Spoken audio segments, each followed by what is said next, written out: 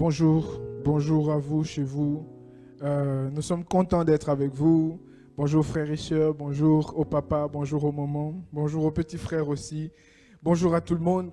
Alors, bienvenue sur les ADG Temple de la Foi TV. Nous sommes contents de vous avoir avec nous pour notre culte dominical. Alors bien sûr, nous voulons célébrer avec vous avant d'écouter le message.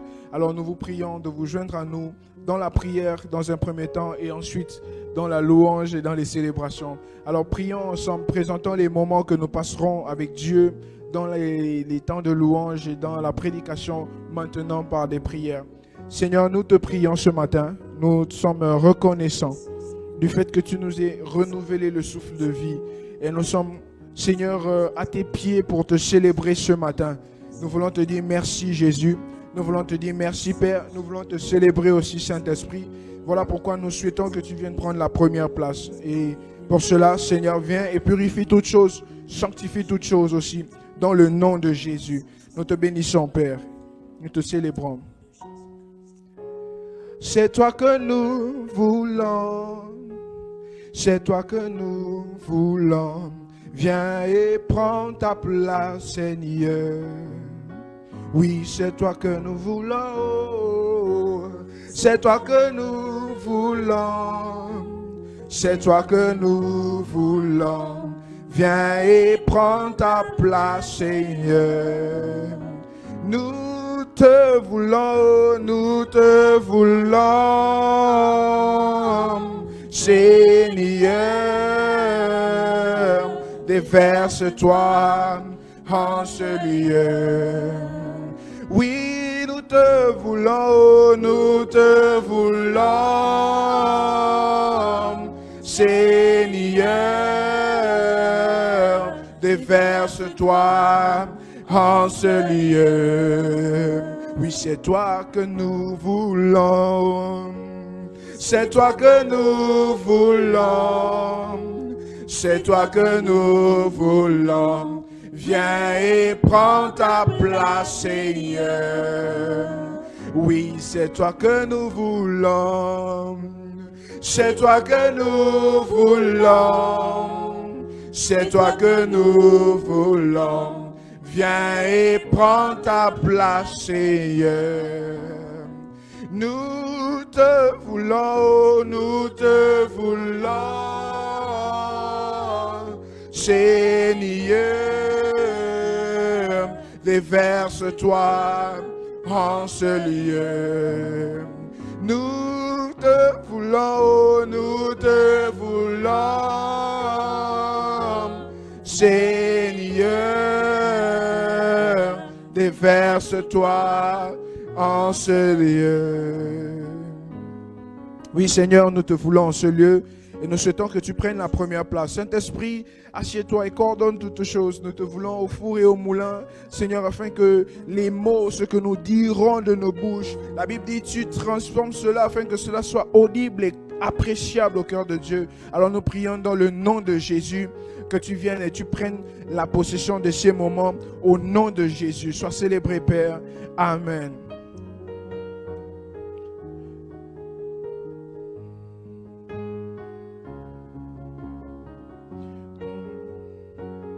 Comment ne pas te louer, Jésus? Comment ne pas te louer, Jésus? Comment ne pas te louer, Jésus? Comment ne pas te louer? Comment ne pas te louer, Jésus? Comment ne pas te louer, Jésus? Comment ne pas te louer, Jésus? Comment ne pas te louer? Comment ne pas te louer? Comment, Jésus? Comment ne pas te louer, Jésus? Comment ne pas te louer, Jésus? Comment ne pas te louer? Comment ne pas t'adorer, Jésus? Comment ne pas t'adorer, Jésus? Comment ne pas t'adorer, Jésus? Comment ne pas t'adorer? Comment ne pas t'adorer, Jésus? comment ne pas t'adorer, Jésus, comment ne pas t'adorer, Jésus, comment ne pas t'adorer. Il est le Dieu de miracles, il est le Dieu de miracles, il est le Dieu de miracles. Il est le Dieu de miracles, il est le Dieu. Oh, il est le Dieu. Il sauva Daniel de la fosse au lion. Il sauva Jonas du poisson géant. Il ressuscita Lazare de la mort. Il est le Dieu de miracles. Il est le Dieu de miracles. Il est le Dieu de miracles. Il est le Dieu de miracles. Il est le Dieu de miracles. Il sauva Daniel de la fosse au lion. Il sauva Jonas du poisson géant. Il ressuscita Lazare de la mort. Il est le Dieu de miracles. Je proclame Jésus, il est le roi dans ma vie de tous les jours. Oh, ma vie lui appartient. Avec toi, Seigneur, je régnerai. Oh, je proclame Emmanuel. Oh, dans ma vie de tous les jours. Oh, ma vie lui appartient. Et avec toi, Seigneur, je régnerai à jamais. Oh, je proclame Jésus. Oui, dans ma vie de tous les jours. Oh, ma réussite lui appartient. Oh, avec lui, mon Dieu, je régnerai. Oh oui, je proclame Jésus. Oui, dans ma vie de tous les jours. Oh, ma vie lui appartient. Et avec toi, Seigneur, je régnerai. Oh.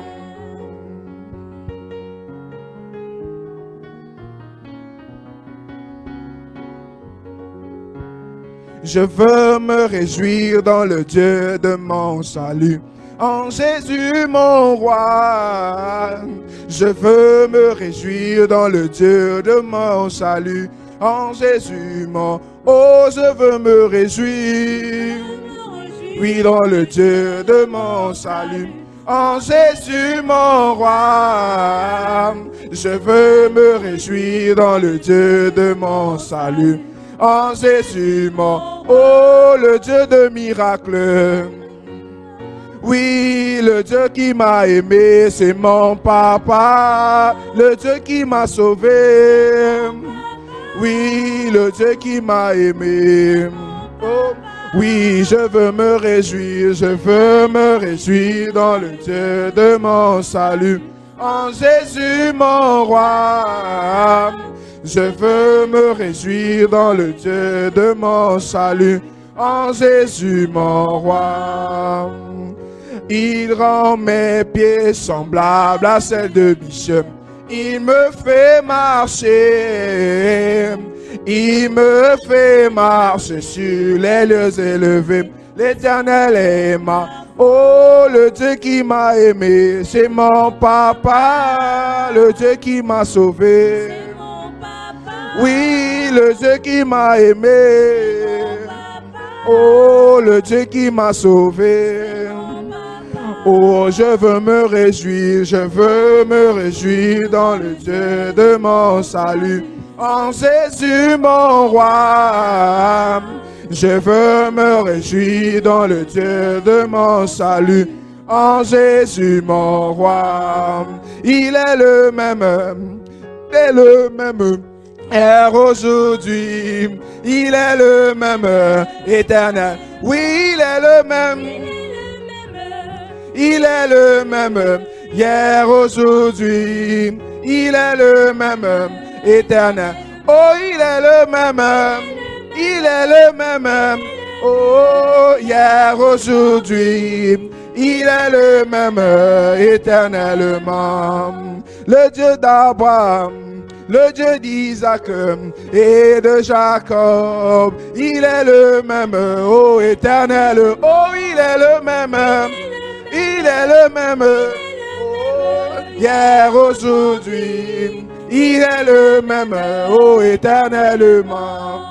Le Dieu qui m'a sauvé, le Dieu qui m'a aimé, et le Dieu de Jacob, il est le même, oh éternel, oh il est le même, il est le même, oh hier, aujourd'hui, il est le même, éternellement.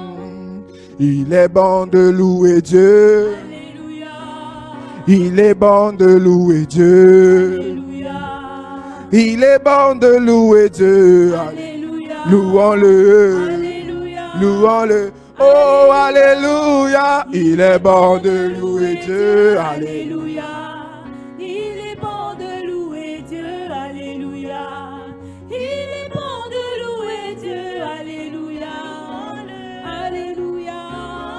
Oh, alléluia. Il est bon de louer Dieu. Alléluia. Louons-le. Alléluia. Louons-le. Alléluia. Je ne peux pas laisser Jésus. Oh non, non, je ne peux pas laisser Jésus. Oui, oui, oui. Non, non, je ne peux pas. Oh, oh Jésus. Oh non, je ne peux pas laisser Jésus. Je ne peux pas, je ne veux pas, je ne dois pas, je ne vais pas, je ne peux pas, je ne dois pas, je ne vais pas, je ne peux pas laisser. Oh, dis-moi ma soeur, est-ce que tu peux le laisser? Oui, Jésus, mon frère, dis-moi, est-ce que tu veux le laisser? Jésus. Je ne peux pas laisser, oh Jésus. Non, non, je ne peux pas laisser Jésus. Non, non, non, non, je ne peux pas laisser Jésus. Non, non, je ne peux pas. Non, non, c'est vrai, oh, je ne peux pas, je ne veux pas, oh, je ne peux pas, je ne peux pas, je ne peux pas laisser Jésus. Oui, c'est vrai, Seigneur. Le cri de notre cœur est que nous ne pouvons pas te laisser. Seigneur, nous ne voulons pas te laisser. Et Seigneur, nous n'espérons même pas, même dans nos rêves, Seigneur, nous te tenons jusqu'à. Comme certains disent, Seigneur, jusqu'à la gare, nous voulons aller avec toi, Seigneur. Parce que tu as fait pour nous des choses que nous n'avons pas imaginées avant. Et Seigneur, tu disposes toutes choses en notre faveur. Voilà pourquoi nous disons maintenant, Seigneur, nous savons que tu es Dieu. Et voilà pourquoi ta louange réside dans nos bouches. Et jusqu'à ce que l'éternité nous emporte, Seigneur, nous voulons te célébrer. Seigneur, voilà l'attitude que nous avons. Une attitude d'adoration. Et nous prions en ce jour, Père, que tu reçoives nos louanges, ô Seigneur. Que tu reçoives nos mots, Seigneur. Nous te bénissons encore, mon Dieu. Reçois, Seigneur, reçois l'adoration pour ce que tu as produit dans nos vies, Père. Merci pour tout ce que tu as accompli, Seigneur. Alors que nous étions perdus, tu es venu. Merci, Jésus. Merci encore. Maintenant, je sais que tu es le vrai Dieu, juste et véritable et incontournable. Maintenant je sais que tu es le vrai Dieu. juste et véritable, oui, incontestable. Oui, maintenant je sais, oh, que tu es le vrai Dieu, juste et véritable et incontestable. Oui, maintenant je sais, maintenant je sais que tu es le vrai Dieu,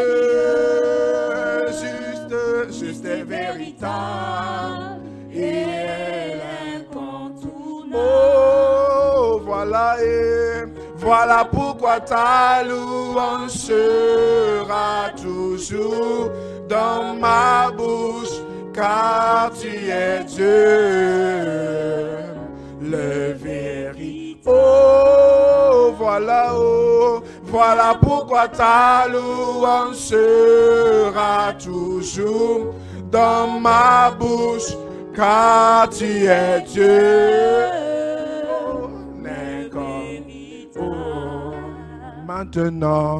Maintenant je sais que tu es le vrai Dieu. Oui, Seigneur, maintenant nous le savons, Père. Tu as réalisé des choses pour nous, Seigneur. Et Père, au-delà des mots, Seigneur, nous voulons spirituellement nous mettre à genoux, Seigneur, te célébrer avec les mots que nous avons. Père, te dire, oh Dieu, gloire à toi, Seigneur. Tu es le juste et le véritable. Voilà pourquoi, oui, voilà pourquoi ta louange sera toujours dans ma bouche, car tu es Dieu, le véritable. Oui, tu es Dieu. Oh. Oui, et nous t'adorons. Nous t'adorons, nous t'adorons et nous t'adorons. Oh, nous t'adorons et nous t'adorons. Oui, nous t'élevons, oh, nous t'élevons. Oh, nous t'acclamons, oh, nous t'acclamons. Nous te célébrons, oh, nous te célébrons. Oh, nous t'adorons, oh, Jésus.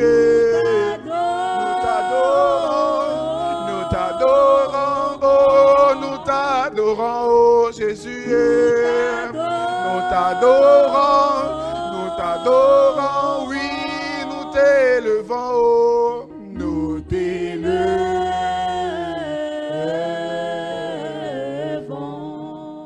Oui, dis quelque chose au Seigneur. Dis avec tes mots, Seigneur, je t'élève dans ma vie. Seigneur, longtemps j'ai demandé et je n'ai pas été reconnaissant, mais aujourd'hui, permets-moi de t'exprimer. Permets-moi, Seigneur. Permets-moi de te dire merci. Permets-moi de te dire, Seigneur, merci. Dis quelque chose avec tes mots. Ah, Seigneur. Ah, Seigneur.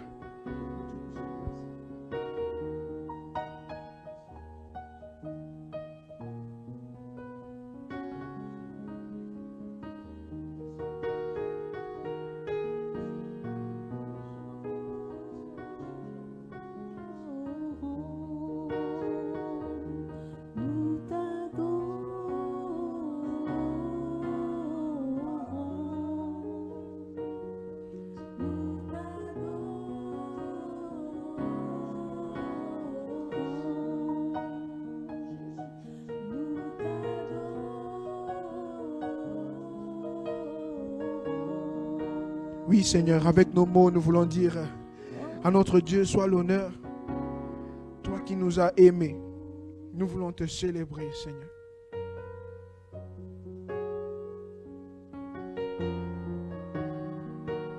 Seigneur, quand nous levons nos mains vers toi, Père, tu nous bénis. Tu nous envoies la pluie lorsque nous avons soif. Et tu nous nourris, Seigneur, lorsque nous avons faim. Alors reçois la louange, Seigneur. Parce que c'était dur, Seigneur. Et tu as ouvert une voie, Seigneur, au milieu de la mer Rouge, Seigneur. Tu as fendu les eaux pour nous. Merci, Seigneur. À notre Dieu soit l'honneur et la louange. Nous levons nos mains vers toi et nous célébrons ton nom. À notre Dieu soit l'honneur et la louange. Nous levons nos mains vers toi, oh, et nous célébrons ton nom, car tu es Dieu, tu opères de grands prodiges, nul n'est comparable à toi, nul n'est comparable à toi, car tu es Dieu, tu opères de grands prodiges. Nul n'est comparable à toi, oh, oh, oh. Nul n'est comparable à toi. À notre Dieu soit l'honneur et la louange. Nous levons nos mains vers toi et nous célébrons ton nom. À notre Dieu soit l'honneur et la louange.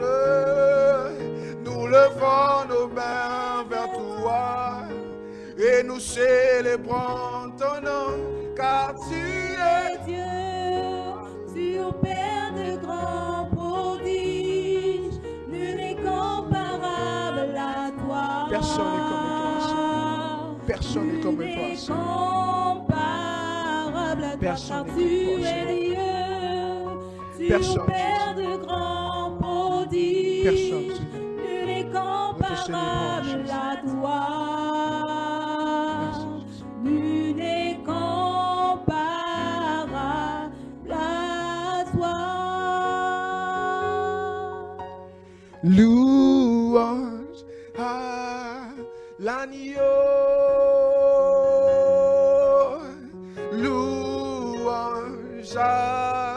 L'agneau,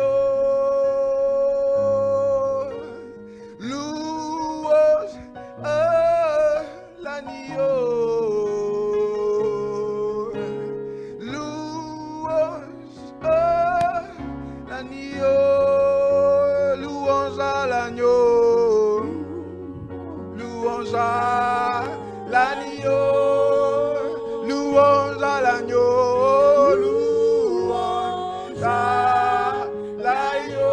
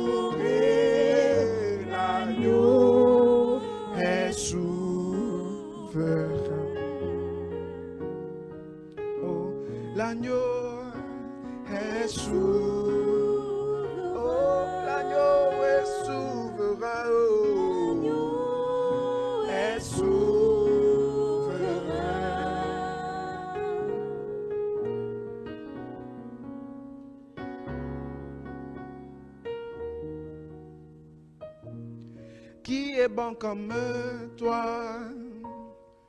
Qui est bon comme toi? Qui est bon comme toi? Seigneur. est bon comme toi? Qui est bon comme toi? Qui est bon comme toi? Seigneur, oh, qui est bon comme toi? Qui est bon comme toi? Qui est bon comme toi? Seigneur, qui est bon comme toi? Qui est bon comme toi? Qui est bon comme toi? Seigneur, si grand comme toi, qui est grand comme toi? Qui est grand? Qui est grand comme toi? Seigneur, qui m'aime comme toi? Qui m'aime comme toi? Qui m'aime comme toi? Seigneur, oh, qui m'aime comme toi? Oui, Seigneur, qui m'aime comme toi? Oui, Seigneur, qui m'aime comme toi? Seigneur, lorsque j'étais dans la boue, tu es descendu me prendre et me chercher. Qui m'aime comme toi, Seigneur? Qui m'aime comme toi, Seigneur? Qui m'aime comme toi, Seigneur? Qui m'aime comme toi, Seigneur? Qui m'aime comme toi, Seigneur? Qui m'aime comme toi, Seigneur? Même mes parents n'ont pas pu m'aimer, Seigneur. Mais tu m'as donné tout de toi, Seigneur. Merci, Jésus. Merci, Jésus. Oui, nous voulons te célébrer, Père. Avec les mots que nous avons, nous disons, Seigneur, tu es digne de régner. Et qui nous aime comme toi, Seigneur? Père, depuis le début, la Bible dit.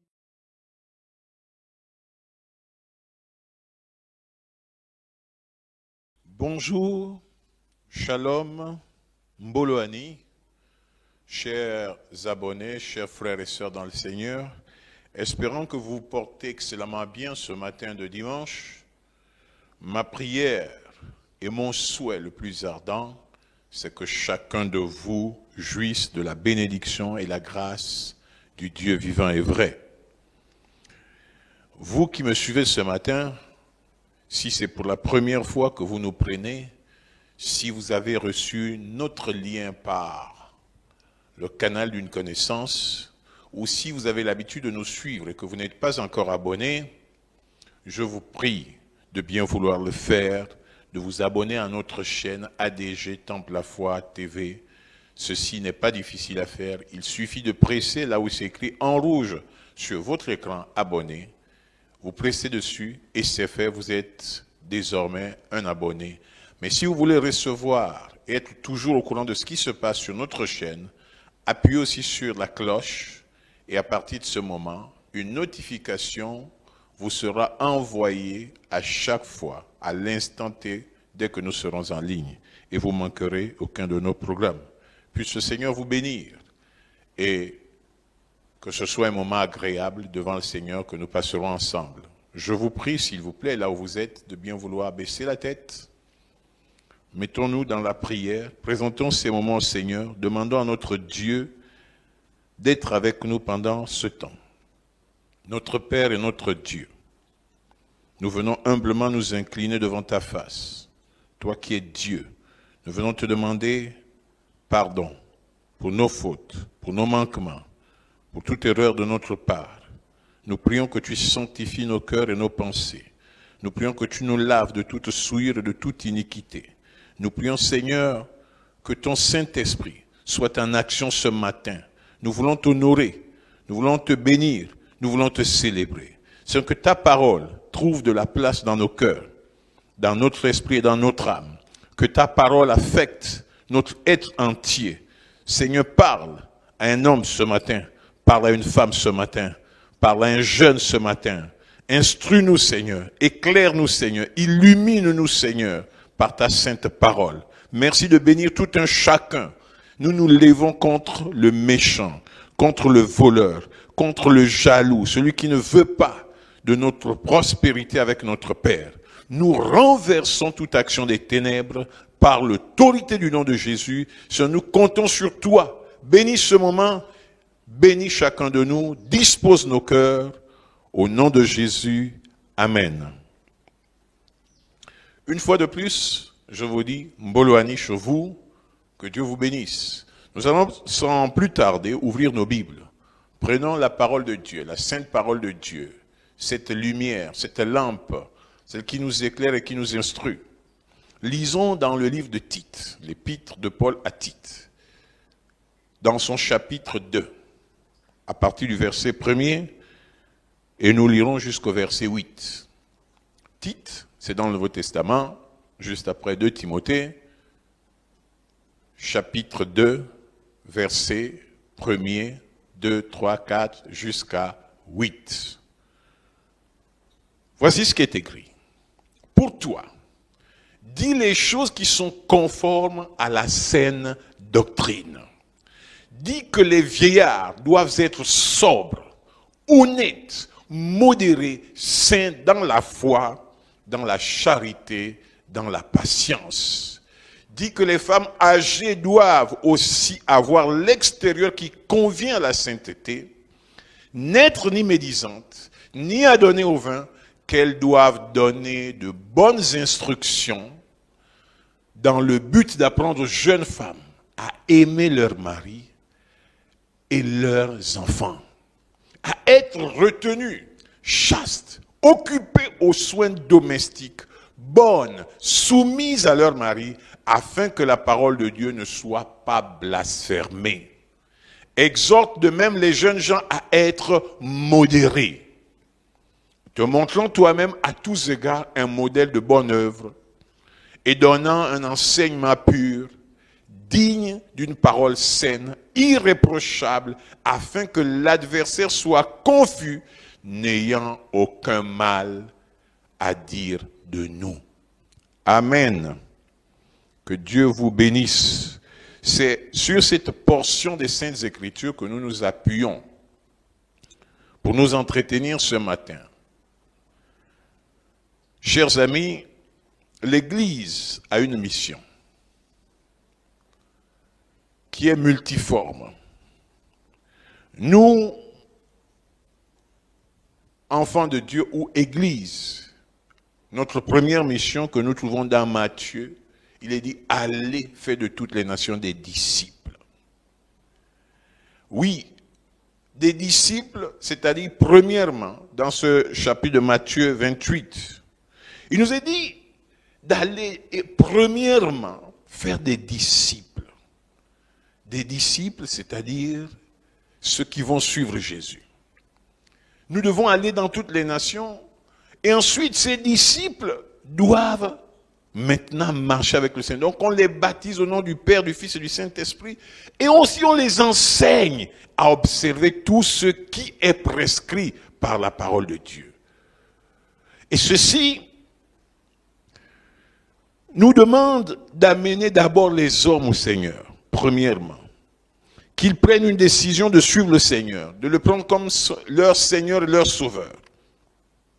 Mais aussi d'amener et aider chacun à grandir dans la connaissance du Seigneur, à devenir mature, c'est-à-dire conduire ces personnes, parce qu'il est dit, observez-leur, enseignez-leur et observez-leur à pratiquer ce que Dieu a prescrit. Et là, notre tâche est grande. Non seulement nous devons amener les gens au Seigneur, et en plus de cela, nous devons leur enseigner, aller de l'avant, prospérer. Et Jésus dit que son grand désir, c'est de voir un grand nombre de personnes se convertir, changer de vie, être transformés. Et ce processus de transformation, certes, commence par ce qu'on se donne au Seigneur. Oui, on se donne au Seigneur, on devient un enfant de Dieu, un imitateur de Jésus-Christ, un disciple qui vit comme une personne transformée par la puissance salvatrice, la puissance transformatrice de la parole de Dieu. Et si on revient sur notre texte de ce matin, vous comprenez aisément quand Paul père spirituel de Tite, écrit au pasteur Tite. Il dit au pasteur Tite, qui est son fils, d'enseigner le peuple de Dieu, d'instruire le peuple de Dieu. Et ce qui est particulier dans ce passage, c'est qu'il donne des instructions comment chaque tranche ou chaque génération encore, ou encore on dira ici, chaque groupe doit pouvoir se comporter, se conduire dans l'église. Il parle des hommes âgés, il parle des femmes âgées, il parle des jeunes et il parle même des serviteurs. Mais ce matin, nous allons voir les 3 premières catégories, c'est-à-dire les hommes âgés, les femmes âgées et les jeunes. Il dit à partir du verset 2, il s'agit ici des hommes âgés, des hommes d'un certain âge. Parce que certains commentaires disent que certainement c'est des hommes qui à partir de la cinquantaine, etc. Donc il apporte une exhortation à ces personnes, cette catégorie d'hommes dans l'église, ces papas, nos papas qui sont dans l'église. Je voudrais m'adresser à vous ce matin par le canal de la parole de Dieu, par le canal de ce que Paul a enseigné à son fils Tite. Il dit, voici ce que j'attends des hommes d'un certain âge dans l'église. Et ici, dans ce verset, il ressort 4 éléments. 4 éléments importants en ce qui concerne les hommes âgés. Le premier point, c'est, il dit, il faut qu'ils soient sobres. Il dit, il faut qu'ils soient sobres, c'est-à-dire, il parle de sobriété. La définition que nous donnons de sobre, c'est quelqu'un qui mange ou qui boit avec modération. Mais Paul ici fait référence à la sobriété, qui est l'opposé de l'ivresse, donc de la folie. Donc ici, il parle de la sagesse, qui est l'opposé de la folie. Cependant, vous comprenez que quand on parle de sobriété, le mot est été élargi pour faire référence à la personnalité et au caractère de cet homme âgé, de ce papa qui est dans l'église. Nous constatons que dans cet enseignement, le Seigneur, qui veut que ses disciples grandissent, croissent, s'améliorent, il fait référence d'abord ici que chacun doit comprendre que toute chose commence par la repentance. C'est le premier pas vers le changement, la transformation, la croissance, la maturité spirituelle. La vie nous enseigne qu'un père est un élément fondamental dans une famille. C'est le pilier de la famille, c'est lui le guide.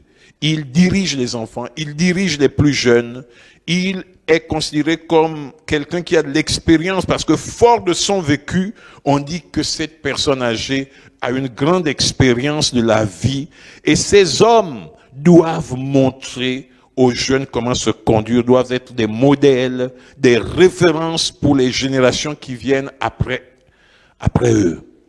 Et c'est pour cela qu'il dit que ces personnes doivent se conduire d'une certaine manière. Il dit les vieillards doivent avoir une conduite irréprochable.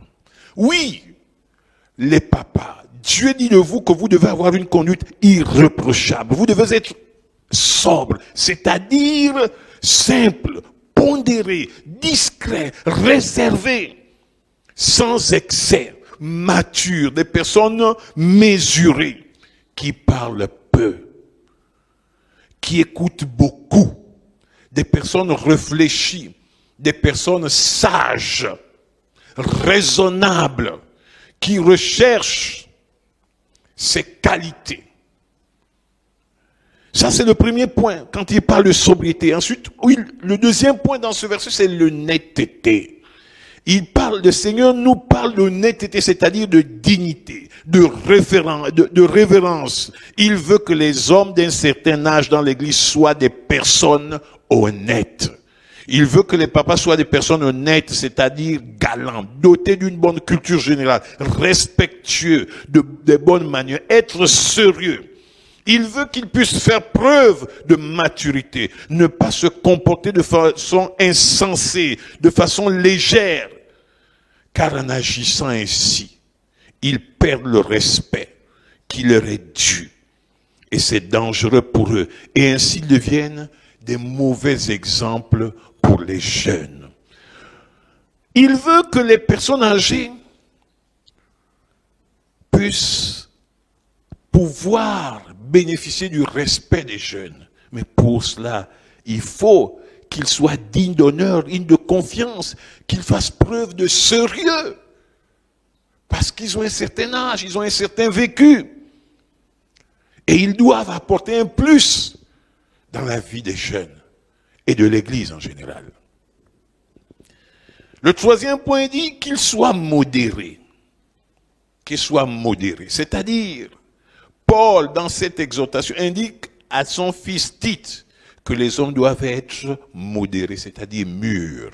Ils doivent avoir de la retenue, faire preuve de maîtrise de soi, être équilibrés, en tout, discrets.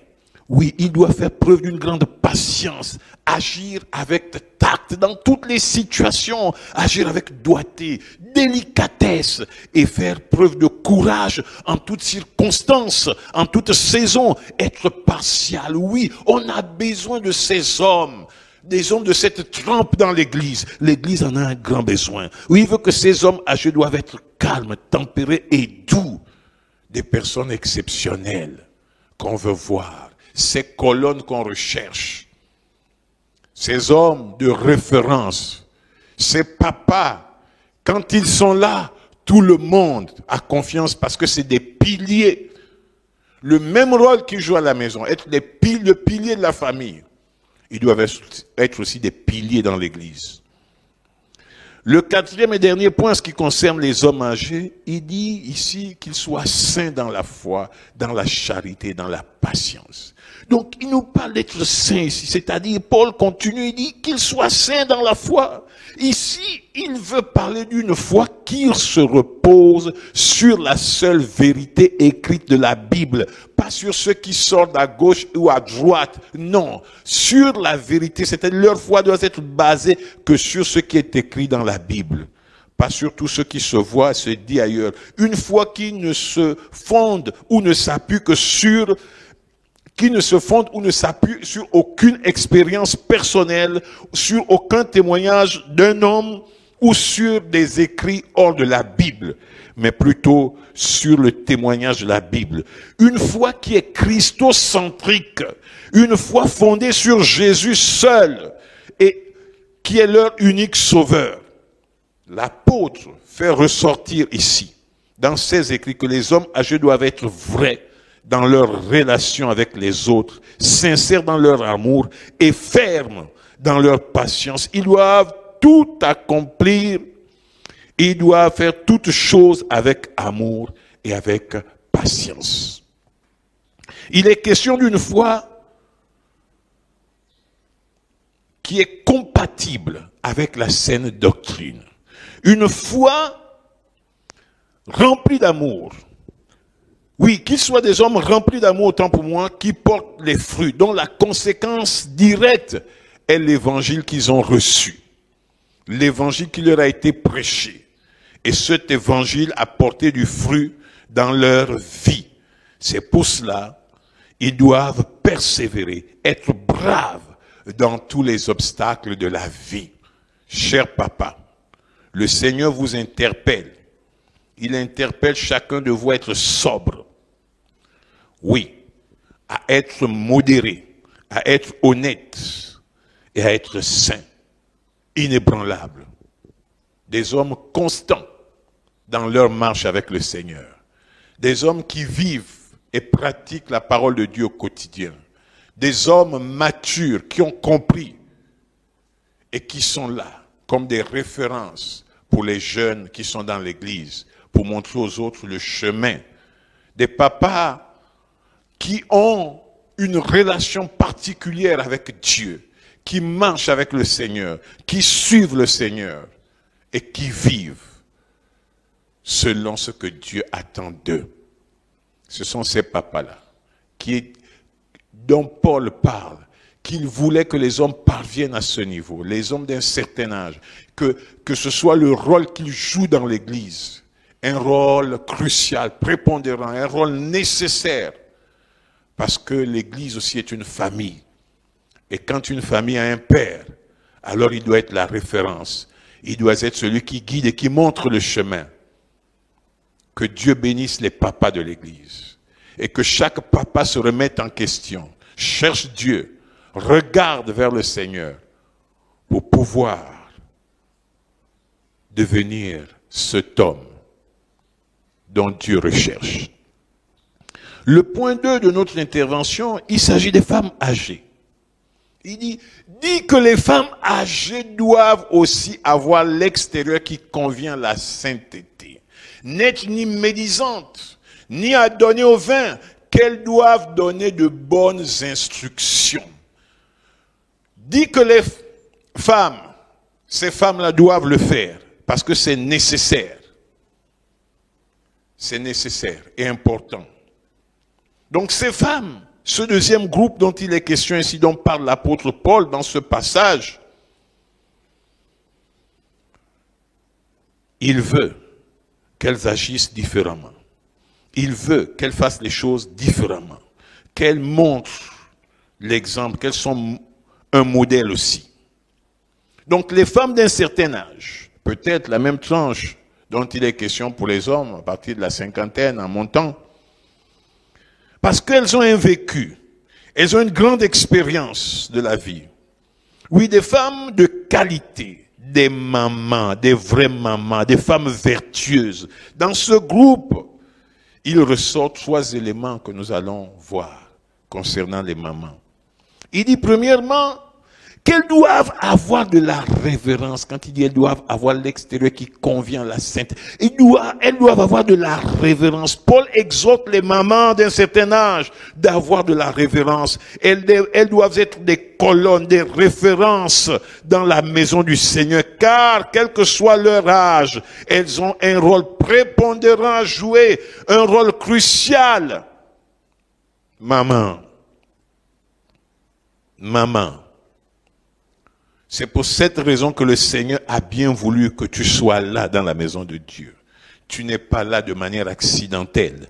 Il veut que tu sois là et que tu puisses servir le Seigneur avec dignité, avec grandeur. Oui, le Seigneur, par l'intermédiaire de son serviteur Paul, il dit que ces femmes âgées puissent faire preuve d'un profond respect, qu'on les respecte. Mais pour qu'on les respecte, et que ce respect soit mêlé aussi dans leur vie de crainte de Dieu, qu'elles aient de la révérence pour Dieu. Elles doivent être des femmes distinguées, des femmes dignes d'honneur, de considération et d'admiration.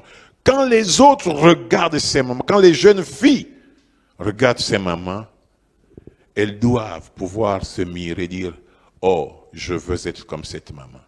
Je veux faire comme elle. Je veux suivre ce chemin-là. » Elles doivent avoir de la déférence, du prestige, de la renommée, de l'estime. Elles doivent faire preuve d'autorité et être inspirant, oui, que les autres s'inspirent d'elles.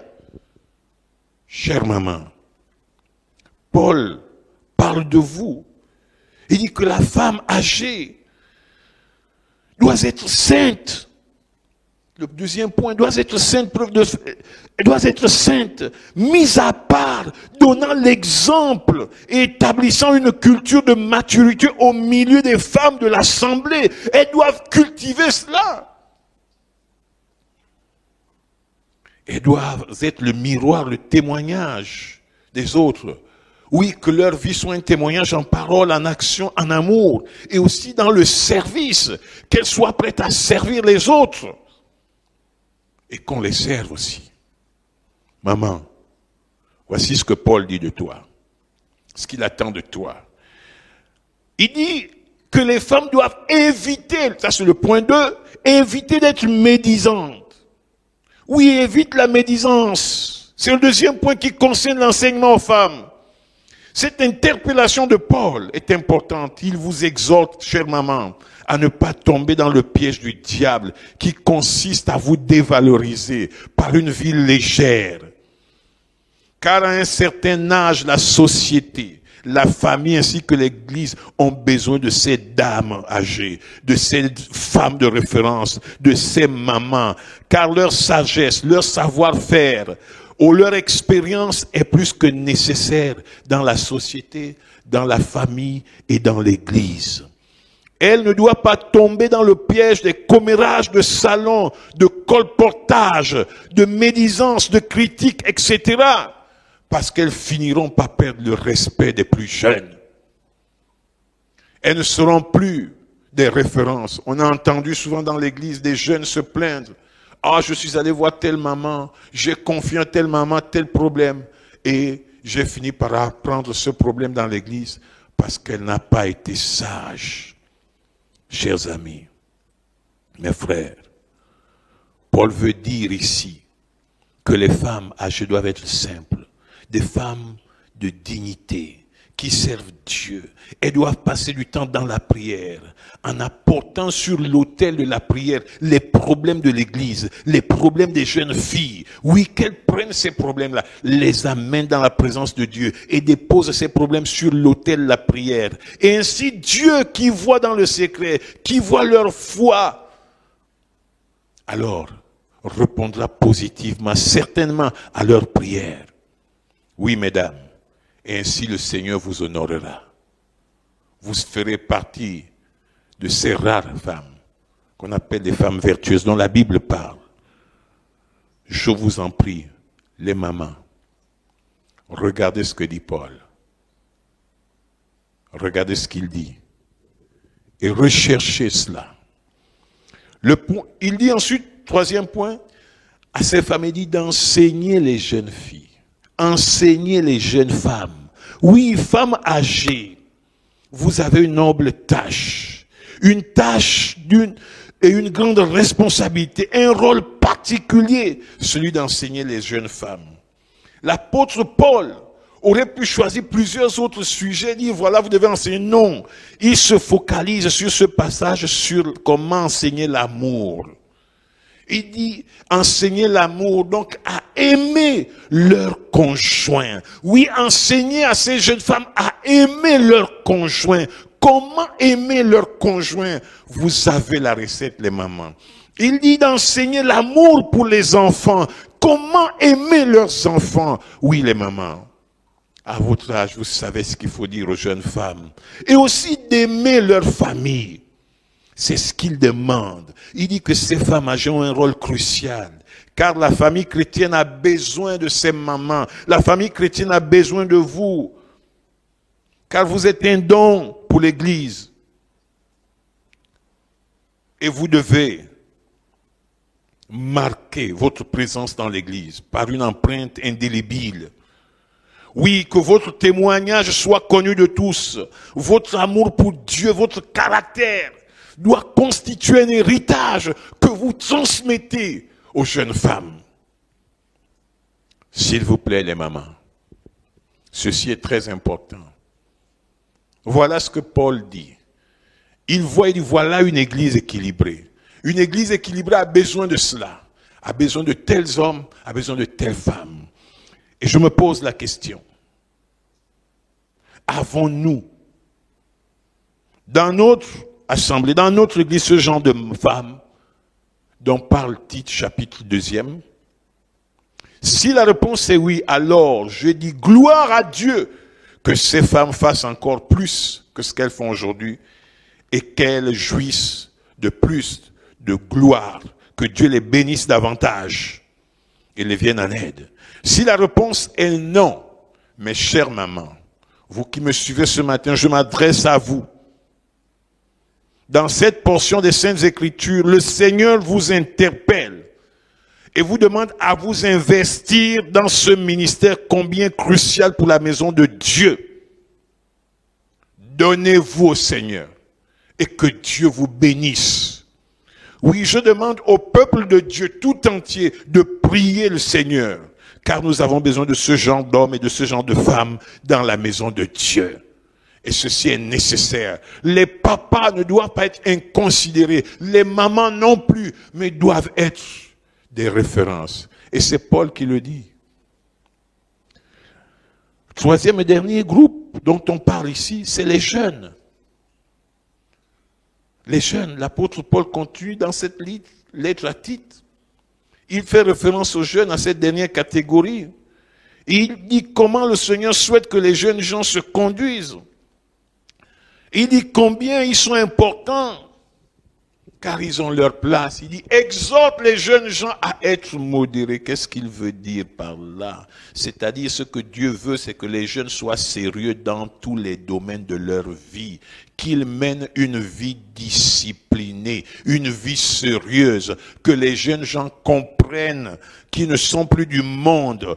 Paul conseille aux jeunes gens à être éloignés de tout excès, faire preuve de mesure. Oui, c'est ça. Quand il parle dans ce passage, il veut que vous puissiez faire preuve de retenue, de mesure, être pondéré, posé, mesuré. Parce que c'est important, jeunes gens. C'est important pour nous. Les jeunes ont besoin de comprendre que certes, ils sont jeunes, ils ont de la force, ils sont dynamiques, mais ils sont des enfants de Dieu. Et en tant qu'enfants de Dieu, ils doivent agir comme des enfants de Dieu. Parce qu'ils ne doivent pas imiter les autres jeunes. Les autres jeunes qui sont dans le monde sont étrangers aux choses de Dieu. Alors que vous, vous êtes de la famille de Dieu. Et la Bible dit que vous êtes forts. Alors montrez-vous forts. 2 Corinthiens chapitre 6, verset 12 nous dit ceci.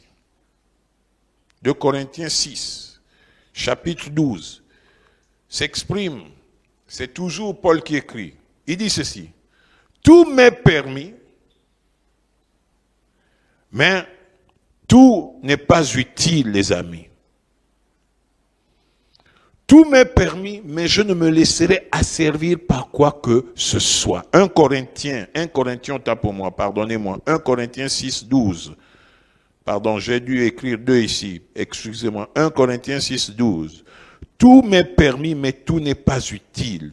Tout m'est permis, mais je ne me laisserai asservir par quoi que ce soit. Oui, jeunes gens. Le monde a beaucoup de tentations, il y a beaucoup de séductions.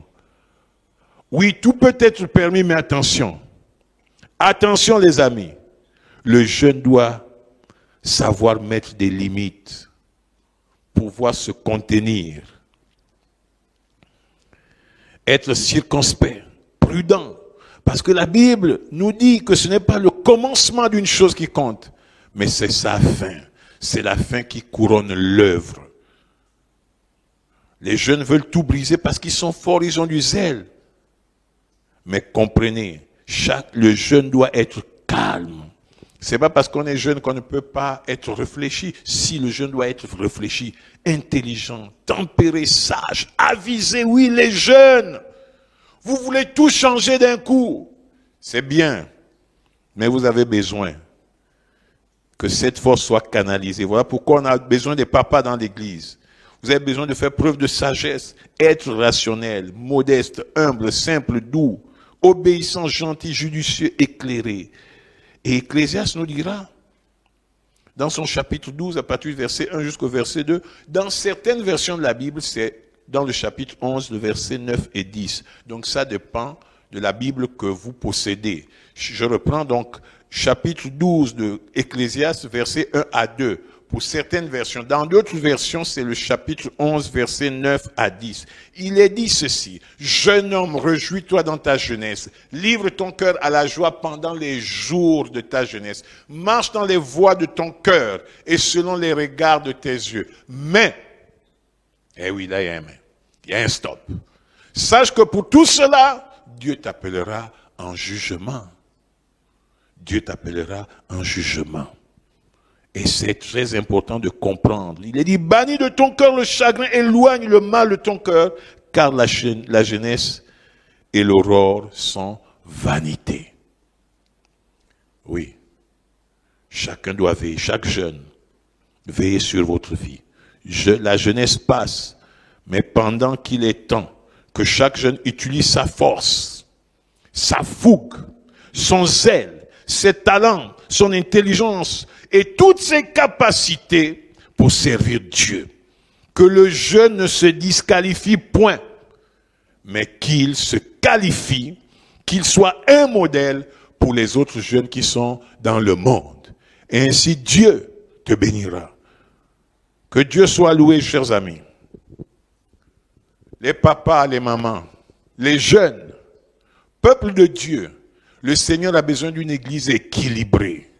Il a besoin d'une église qui vit, qui marche. Il a besoin d'une famille qui est unie. Il a besoin d'un corps où il y a l'harmonie. Un corps en bonne santé. Une église en bonne santé. Un peuple de Dieu en bonne santé. Où chaque membre joue son rôle. Aucun membre n'est atrophié. Les papas ne doivent pas être atrophiés dans l'église. Ne doivent pas se taire, s'arrêter. Non, ils doivent exister. Les mamans, vous n'êtes pas des membres amputés. Non, vous êtes des membres à part entière qui doivent fonctionner dans l'harmonie pour la bonne santé du corps. Les jeunes, c'est la même chose. Chers amis, papa, maman, jeunes, que chacun de vous sache qu'il a sa place dans l'église. Que chacun de vous joue le rôle qui est le sien dans l'église. Nous voulons voir une église en bonne santé, une église équilibrée, que chaque maillon de la chaîne soit à sa place et que chacun soit béni par la grâce et la puissance du Saint-Esprit, qu'il vous conduise et vous guide, qu'il vous éclaire et vous remplisse, et que chacun qui m'écoute ce matin sache que Dieu interpelle chacun dans sa catégorie. Si vous êtes jeune, Dieu vous interpelle. Vous êtes une maman, Dieu vous interpelle. Vous êtes un papa, Dieu vous interpelle. Nous allons nous baisser et prier. Nous allons prier pour tous les papas, les mamans et les jeunes de l'église. Demandons ensemble au Seigneur de faire d'eux, de les qualifier, ce que Dieu attend d'eux. Que chacun joue son rôle, que les papas sachent que Dieu veut qu'ils soient des hommes sobres, honnêtes, modérés et saints. Que les femmes aient de la révérence. Oui, qu'elles évitent la médisance et qu'elles soient capables d'enseigner, passer leur expérience, transmettre cela aux autres générations. Que les jeunes sachent qu'ils sont importants dans l'église. Et que même si tout est permis, mais tout n'est pas utile et tout n'édifie pas. Seigneur, nous voulons te bénir, te louer, te glorifier. Toi, notre Seigneur, notre Roi. Nous prions au nom de Jésus-Christ que tu étendes ta main sur les papas de l'église, sur les mamans de l'église, sur les jeunes, Seigneur. Ce que nous demandons, c'est que chacun joue son rôle. Chacun, en tant que maillon de la chaîne, Seigneur, puisse jouer son rôle. Seigneur, que personne ne baisse les bras, parce que nous voulons une église en bonne santé, une église équilibrée, une église qui vit ce que Dieu veut, une église qui pratique la parole de Dieu, une église, un corps de Christ en bonne santé. Seigneur, souviens-toi de chacun, vois les lacunes, les faiblesses, les manquements, Seigneur, l'aveuglement de chacun, et étends ta main, viens résoudre ces problèmes, viens relever les hommes de l'église. Oui, Seigneur, nous voulons des hommes dynamiques, des papas dynamiques, des hommes de référence au nom de Jésus, des hommes passionnés par l'œuvre de Dieu, oui, des hommes sobres, des hommes honnêtes, des hommes modérés, Seigneur, des hommes qui ont une foi basée sur la sainte parole, des femmes, oui Seigneur, des femmes de révérence, oui, des femmes de qualité, des femmes vertueuses, des femmes exceptionnelles, des femmes qui inspirent les autres, Seigneur, des femmes qui savent enseigner, qui savent passer le message, qui savent transmettre l'héritage, ce qu'elles ont, les qualités, Seigneur, oui, des femmes qui ne sont pas données à la médisance, au commérage de salon, mais Seigneur, des femmes de sainteté, de sanctification, des jeunes gens dynamiques, des jeunes qui n'imitent point le monde, mais qui se réfèrent à Dieu, qui imitent Jésus-Christ, qui vivent selon la parole de Dieu. Seigneur, déploie ta grâce, déploie ta puissance sur ton corps, sur ton église, pour que chaque catégorie, chaque groupe dans l'église, Seigneur, soit à sa place, joue son rôle, Seigneur. Nous avons besoin de toi, Seigneur. Si les hommes âgés sont fatigués, n'ont plus assez de force, alors la jeunesse est là.